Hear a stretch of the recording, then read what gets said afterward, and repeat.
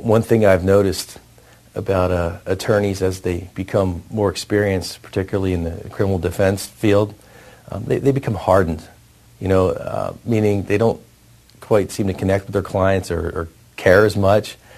You can't lose that. And that's one thing that I've been fortunately, personally, been able to hold on to. I mean, whether, today, same as it was when I first started practicing 15 years ago, I haven't lost that compassion for my clients. I still care. You have to. You have to care in this line of work, because if you don't, you're not going to have the motivation you need to go against these greater forces. In our line of work, the stakes are high. So, it's critical that you have top-notch representation. Well, the problem becomes getting that high-quality representation at an affordable price. And that's what, we're doing or trying to do here, is to give our clients the best possible representation, but at a price that they can afford. So they don't have to go with the public defender's office because they don't have enough money, or they have the money, but they're spending it, they're putting it towards the wrong attorney. But here at Liberty Lawyers, we want to give every client the absolute best possible representation at an affordable price. And that's something that is almost impossible to find in San Diego County. The way I get good results for my clients is I work. Okay, many times you see lawyer ads that say, "I'll fight hard for you. We'll fight for you." Well, it's more like we'll work for you. Okay, and good results come with hard work. I mean, that's the only way you're going to get the results. I mean, they just don't magically appear.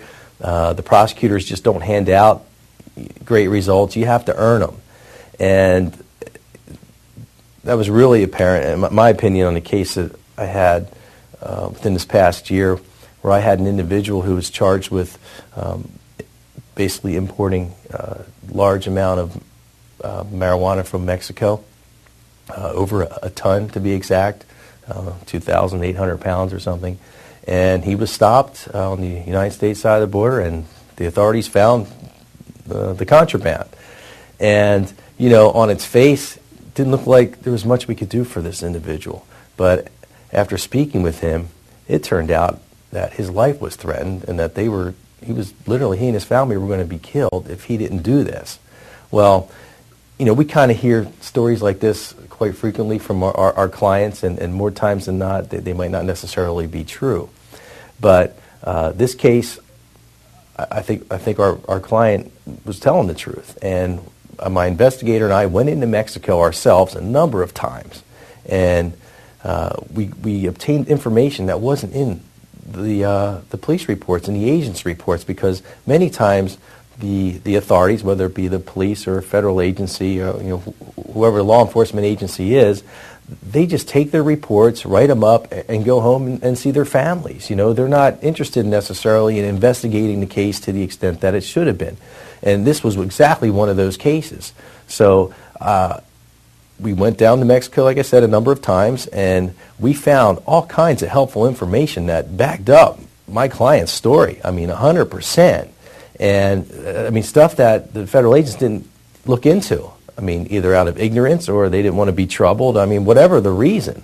But this was information that directly supported our client's position that he was threatened, and that's a defense. It's called duress.